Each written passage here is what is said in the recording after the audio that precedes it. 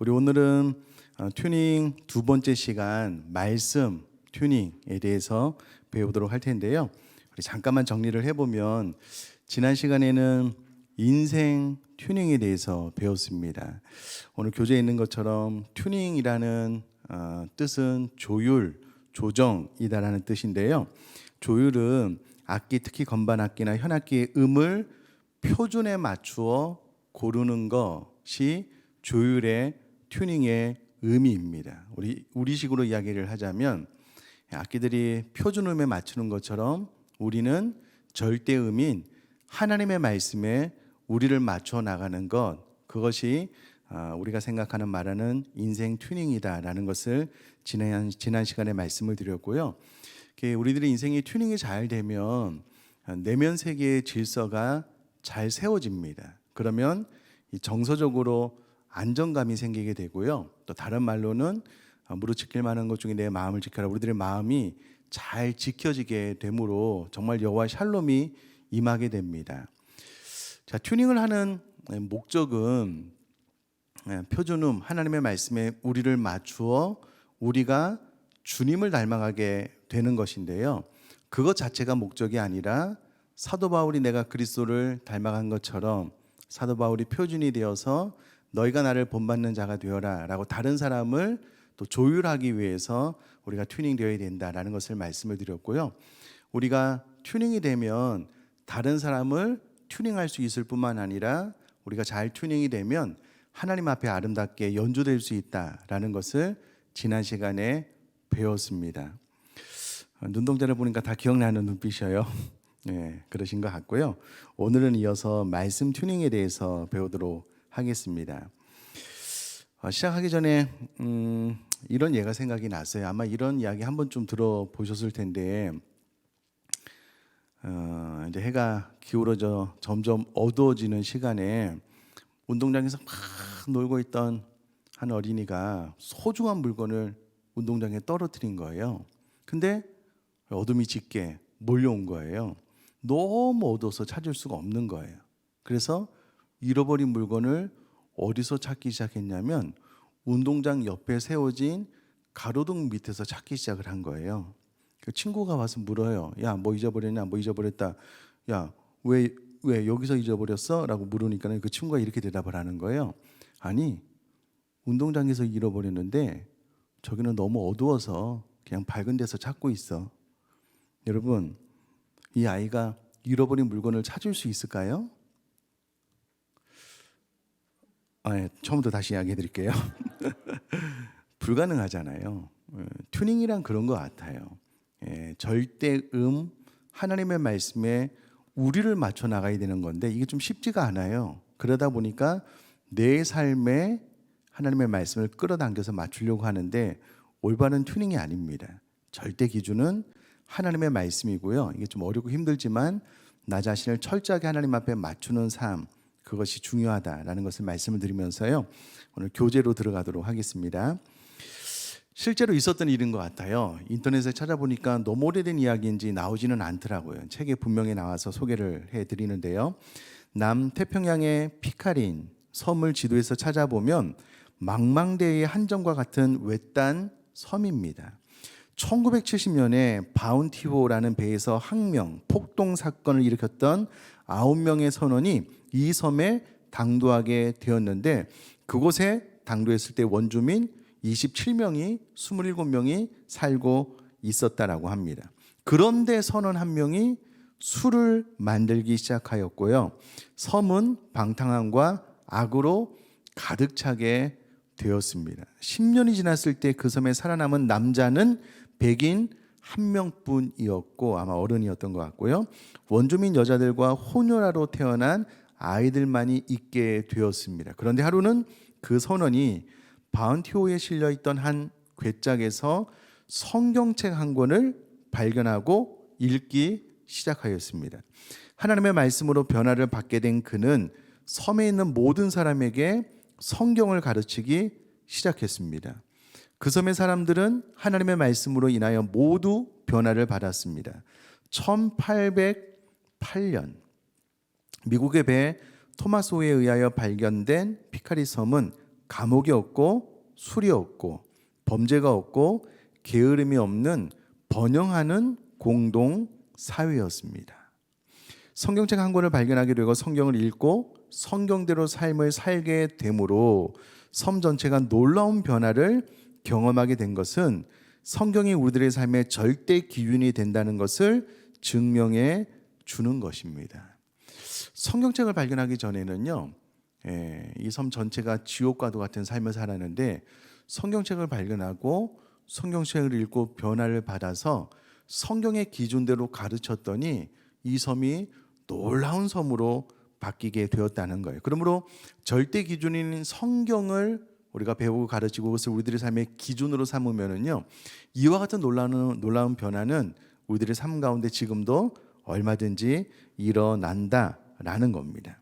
자, 계속해서 여러분 가로를 한번 채워보시면 좋겠는데요. 우리가 반드시 기억해야 할 것이 있는데 튜닝을 하기 위해서는 한 가지 중요한 원칙이 있어야 한다는 것입니다. 그것은 절대 변하지 않는 절대음에 모든 악기들을 맞추어 나가는 것처럼 절대적으로 변하지 않는 하나님의 말씀으로 우리들의 삶을 튜닝해야 한다는 것입니다. 그래서 말씀 튜닝이란 절대 변하지 않는 하나님의 말씀으로 우리의 삶을 튜닝해 나가는 것을 의미합니다. 자, 우리 밑에 있는 성경 구절 두 구절은요, 우리 한 목소리를 한번 같이 읽도록 하겠습니다. 시작. 청년이 무엇으로 그의 행실을 깨끗하게 하리이까? 주의 말씀만 지킬 따름이니이다. 계속해서요. 너희는 이 세대를 본받지 말고 오직 마음을 새롭게 함으로 변화를 받아 하나님의 선하시고 기뻐하시고 온전하신 뜻이 무엇인지 분별하도록 하라. 아멘. 자, 말씀 튜닝은요, 하나님의 변하지 않는 말씀을 우리의 마음과 삶의 기준으로 세워두는 것입니다. 기준. 그럴 때 우리들의 행실은 깨끗하게 되고 죽게 범죄하지 않게 됩니다. 이 세대를 분별하게 하며 이 세상을 본받지 않게 되며 하나님의 선하시고 기뻐하시고 온전하신 뜻이 무엇인지 분별하게 됩니다. 그래서 결국 우리는 하나님의 형상을 회복하게 되는 것입니다. 자, 뒷면으로 넘어가 보시면은요, 그렇다면 성경은 과연 어떤 책인가? 우리들의 삶의 절대 기준이 되는 성경은 성경 자체가 성경이 어떤 책인가를 소개하고 있다라는 거예요. 성경이 어떤 책인지 성경에 많이 나와 있는데요, 그것을 압축해 보면 이런 내용입니다. 성경 즉 하나님의 말씀은 내 발의 등이요 내 길의 빛이라는 거예요. 또요, 줄인 자에게 영적 음식이고요, 내 속에 풍성이 거하는 것이며 내게 기쁨과 내 마음에 즐거움을 주고요, 마음을 새롭게 하여 주고 내 마음을 불붙게 하는 불입니다. 좌우의 날선 어떤 것보다 예리하기도 하고요, 진리요 의로움 정금보다 더 사모할 것이며 마음의 생각과 뜻을 감찰하고 그리고 완전하고 확실하여 영혼을 소성케 한다고 기록하고 있습니다. 이것이 바로 성경입니다. 자, 그러면 성경은 어떻게 쓰여졌는가? 우리 디모데후서 3장 16절 하나님의 말씀을 한번 같이 읽도록 하겠습니다. 시작. 모든 성경은 하나님의 감동으로 된 것으로 교훈과 책망과 바르게 함과 의로 교육하기에 유익하니. 아멘. 이 하나님의 감동이라는 말은 원어 데오 푸뉴스토스라고 하고요, 하나님의 숨결이다라는 말입니다. 이 감동이라는 말은 숨결, 그래서 하나님의 감동은 하나님의 숨결이라는 말인데요, 하나님이 숨을 불어 넣으셨다라는 의미입니다. 하나님의 말씀 속에는 하나님의 숨결이 들어 있습니다. 창세기 2장 7절에 보니까는요, 하나님이 땅의 흙으로 사람을 지으시고 그 코에 생기 즉 하나님의 호흡, 숨을 불어넣었더니 사람이 생명이 되었다고 기록하고 있습니다. 에스겔 37장 7절에도요. 에스겔 골짜기의 마른 뼈들에게 생기를 불어넣었더니 마른 뼈가 살아나고 큰 군대가 되었다고 기록되어 있습니다. 바로 그 생기가 하나님의 호흡, 하나님의 숨결입니다.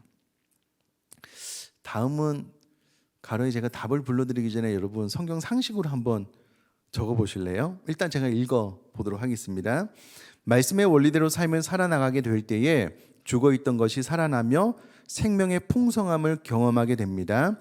말씀에 의지하여 본토 친척 아비 집을 떠났던, 그렇죠, 아브라함이 복의 근원이 된 것처럼, 그렇죠, 모세가 말씀에 의지하여 기적을 일으키고 이스라엘 백성들을 애굽에서 인도해 내었던 것처럼 말씀에 의지하여 그물을 내렸던 베드로가 그물이 찢어질 만큼의 놀라운 결실을 거둔 것처럼 우리도 말씀에 의지하여 우리의 삶을 튜닝하기 시작하는 순간 기적이 일어나게 될 것입니다. 이미 성경에 말씀에 순종했을 때 그들의 삶이 180도 그리고 놀랍게 변한 사건들이 얼마든지 있거든요. 그러므로 말씀에 의지하여 우리들의 삶을 튜닝하기 시작하는 순간 반드시 우리들의 삶의 변화와 기적은 일어나게 되어져 있습니다. 이것이 성경이 말하는 진리입니다. 자, 그러면 디모데후서 3장 16절을 읽고요. 또 한 번 더 설명을 드리도록 하겠습니다. 같이 읽겠습니다. 시작. 모든 성경은 하나님의 감동으로 된 것으로 교훈과 책망과 바르게 함과 의로 교육하기에 유익하니. 아멘. 자, 모든 성경은 하나님의 감동으로 기록이 되어져 있습니다. 여러분 죄송한데 저를 한번 봐주시면은요. 여러분 이것을 우리가 좀 기억하는 것이 중요합니다. 모든 성경은 하나님의 감동으로 기록이 되어서 하나님의 말씀이 어떤 역할을 하는지 디모데후서 3장 16절에 기록이 되어져 있어요. 자, 첫 번째 하나님의 말씀이 어떤 역할을 한다고요? 교훈을 주죠. 두 번째는요, 책망을 합니다. 세 번째는요, 바르게 하고요. 네 번째는요, 의로 교육합니다. 그래서 하나님의 사람으로서 온전하게 하는 것이 성령의 감동으로 기록된 성경이 우리에게 주는 유익 혹은 목적입니다. 네, 여러분 우리가 설교 시간에 하나님의 말씀을 듣는 시간이잖아요. 우리가 제일 기대하는 것이 무엇일까요? 우리가 제일 많이 기대하는 것이 무엇일까요? 네. 이제 말씀에 은혜 받게 해달라고 많이 기도를 하셔요. 그 기도가 틀린 것은 아닙니다. 말씀을 통해서 감동받게 해달라고 그 기도가 틀린 것은 아니에요. 그러나 말씀이 기록된 첫 번째 목적이 무엇이라고요? 교훈입니다. 두 번째는요, 책망이에요. 바르게 함과 의로 교육이에요. 그게 성경이 기록된 목적입니다. 이 네 가지가 이루어지는 과정 가운데 은혜가 되고 네 가지가 이루어지는 과정 가운데 감동이 되면 좋은 거예요. 귀한 거예요. 근데 내가 하나님의 말씀으로 교훈받기가 싫어요. 하나님의 말씀으로 막 책망받기가 싫어요. 네, 의로 교육받아서 바르게 되기가 싫어요. 그냥 은혜와 감동만 주세요. 바른 기도가 아닙니다. 성경이 기록된 목적, 하나님의 말씀을 이 강단에서 설교자가 가르칠 때에 성경의 목적이 그대로 일어나는 설교가 좋은 설교입니다. 그럼 말씀을 들을 때에 가장 먼저 어떤 일이 일어나야 된다고요? 교훈을 받아야 돼요. 두 번째는요, 책망받아야 돼요. 여러분 설교를 들을 때 늘 은혜가 되고 마음에 전혀 부담이 없어요. 책망이 없어요. 성경적인 설교가 아닐 수 있어요. 성경을 통해서 우리가 바르게 돼야 되거든요. 반드시 의로 교육받아야 돼요. 그래서 말씀의 기준에 우리를 끊임없이 맞춰 나가야 되거든요. 근데 이 모든 네 가지 성경의 바른 기능은 오간데 없고 그냥 무조건 은혜 받게 해주세요, 마음이 좋게 해주세요, 평안하게 해주세요 설교를 들을 때 아닙니다. 성경이 기록된 목적이 그대로 이루어질 수 있도록 기도하고요. 이 네 가지가 이루어지면 우리는 하나님의 사람으로서 온전해져요. 점점. 자, 그러면 성경이 기록된 첫 번째 목적이 무엇이냐면 교훈이에요. 교훈. 그러면 교훈의 의미가 뭐냐라고 했을 때에 알게 하시는 것이며 깨닫게 하는 것을 의미합니다. 성경을 통해서 내가 교훈을 받았다라는 것은 성경을 통해서 내가 알게 됐다는 거예요. 깨닫게 됐다는 거예요. 성경을 통해서 내가 교훈을 받았다라고 이야기를 하는데요. 시편 119편 105절 말씀처럼 주의 말씀은 내 발의 등이요 내 길에 빛입니다. 하나님의 말씀을 딱 읽고 듣는 순간 깨닫게 된 거예요. 내 인생길에 길이 보이는 거예요. 내 인생길 앞에 성경의 말씀으로 빛이 비추어지게 되므로 어둠 가운데 행하지 않고요, 하나님께서 원하시는 길로 걷게 되는 것, 그것이 성경의 역할이고 교훈을 받았다라고 이야기를 하는데요. 계속해서 캄캄한 어둠 속을 걸어갈 때 주의 말씀이 내 발의 등이 되고 내 길이 되어 내가 어디로 가야 할지 알려줍니다. 길을 잘못 들었을 때도, 잘못된 길을 가고 있을 때에도 주의 말씀이 우리의 삶을 교훈하여 바른 길로 인도해 주십니다. 그러므로 설교를 들을 때요, 혹은 말씀을 읽고 큐티를 할 때에 가장 먼저 하나님 깨닫게 해주십시오. 알게 해주십시오. 내 눈을 열어서 주의 말씀의 귀한 것을 발견하게 해주십시오. 발견한단 말이 알고 깨닫게 된다는 거잖아요.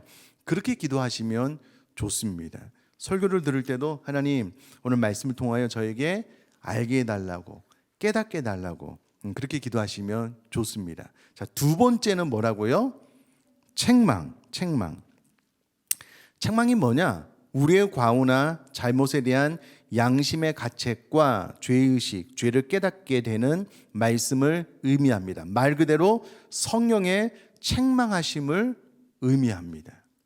성경적인 설교가 선포되어지고 성경적인 말씀이 선포되어지면은요, 책망을 받아요. 양심의 가책도 느끼고 내가 이거 잘못했구나, 회개해야 되겠구나, 돌이켜요. 이런 설교가 좋은 설교입니다. 때로 우리가 은혜 받고 마음의 감동도 받아야 되겠지만, 그러나 성경이 우리에게 주어진 목적 가운데 두 번째는 책망인 거예요. 우리가 잘못된 것을 지적받는 겁니다.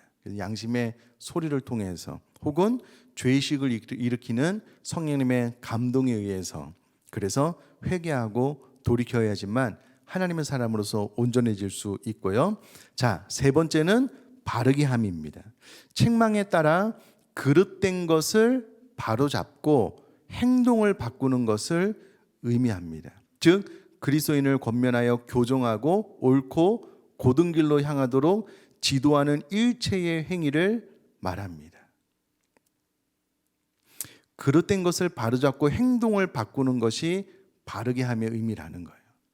여러분 저를 한번 봐주시면은요, 저를 포함해서 우리 한국교회 성도님이 이 성경의 세 번째 기록 목적인 바르게 함이 사실은 제일 약한 것 같아요. 취약한 것 같아요.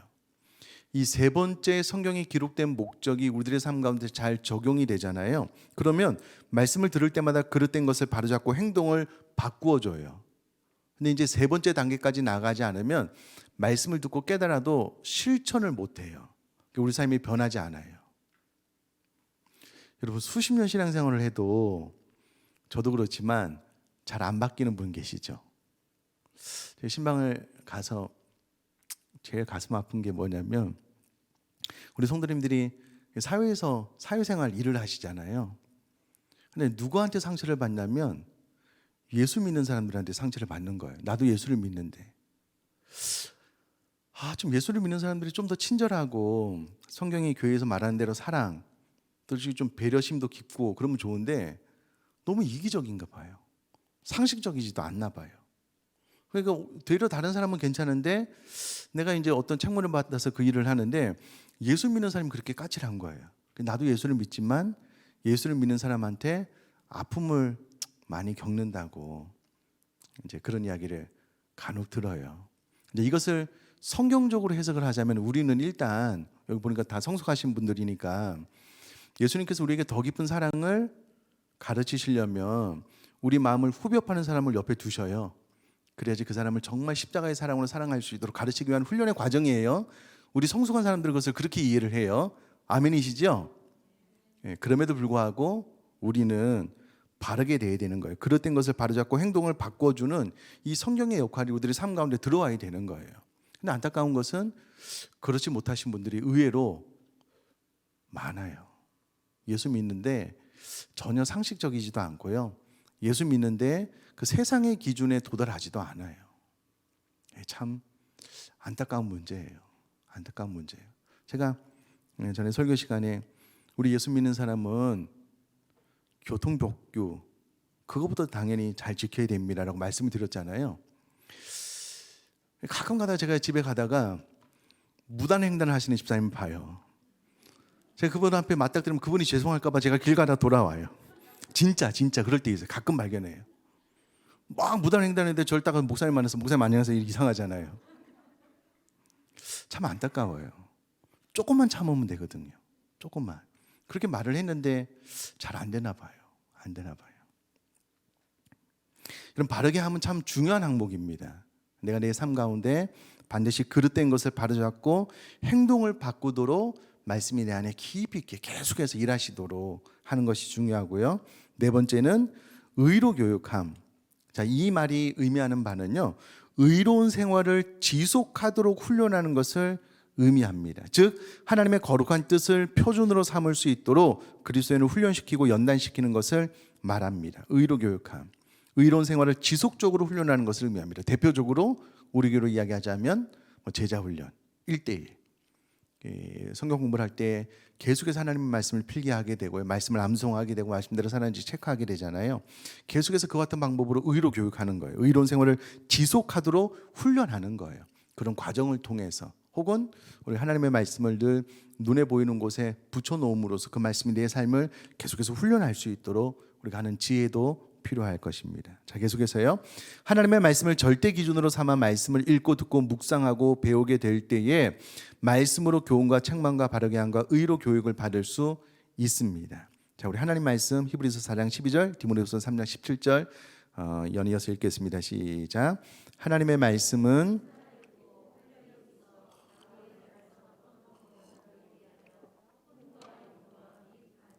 골수를 찔러 쪼개기까지 하며 또 마음의 생각과 뜻을 판단하나니 이는 하나님의 사람으로 모든 선한 일을 행할 능력을 갖추게 하려 함이라. 아멘. 자, 또 한번 가로를 채워보셔요.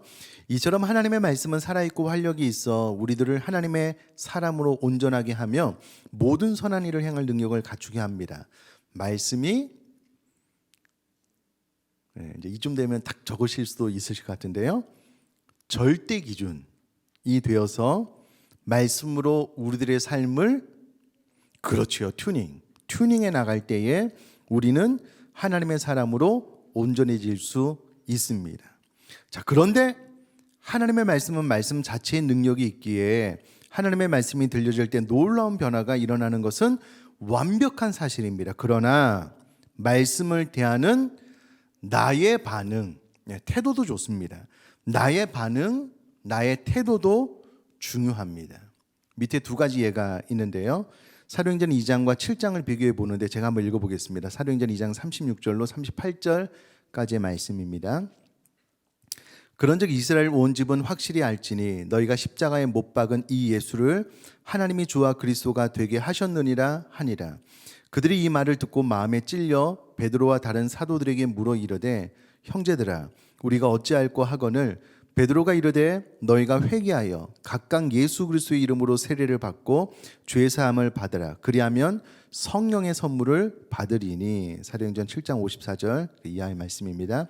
그들이 이 말을 듣고 마음에 찔려 그를 향하여 이를 갈거늘 그들이 큰 소리를 지르며 귀를 막고 일제히 그에게 달려들어 성 밖으로 내치고 돌로 칠세. 증인들이 옷을 벗어 사울이라 하는 청년의 발 앞에 두니라. 아멘.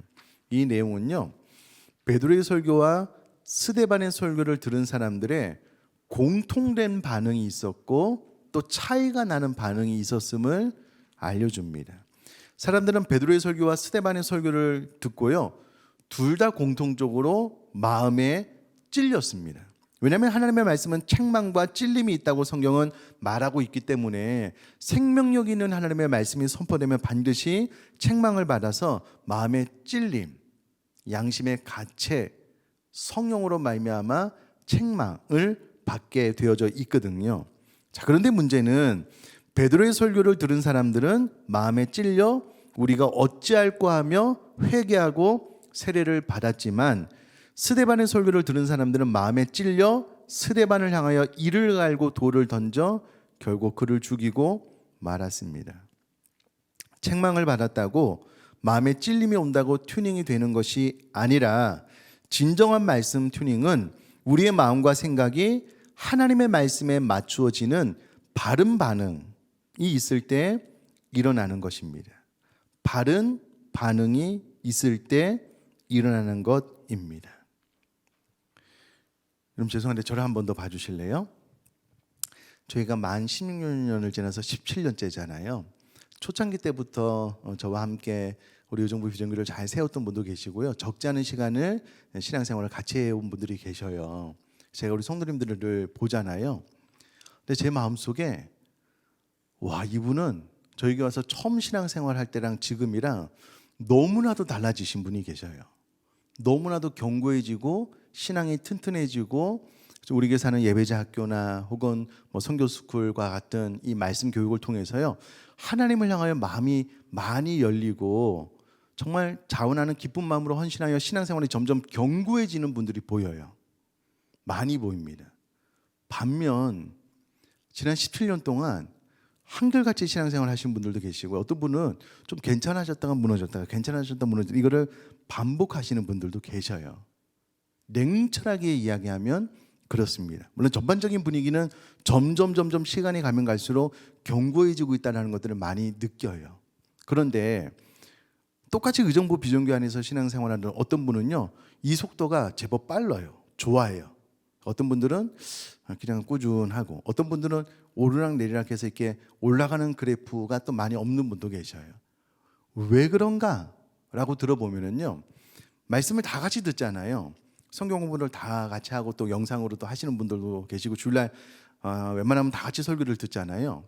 어디서 차이가 오냐면, 말씀을 선포하는 자는 다 똑같잖아요. 결국은 말씀을 듣고 반응하는 분에 따라서 다른 거예요. 말씀을 듣고 어떻게 반응하느냐에 따라서 신앙이 정말 견고해지기도 하고, 그냥 그렇기도 하고, 오르락 내리락 하다가 좀 발전이 없이 그냥 좀 하락세이기도 하고 그런 것 같아요.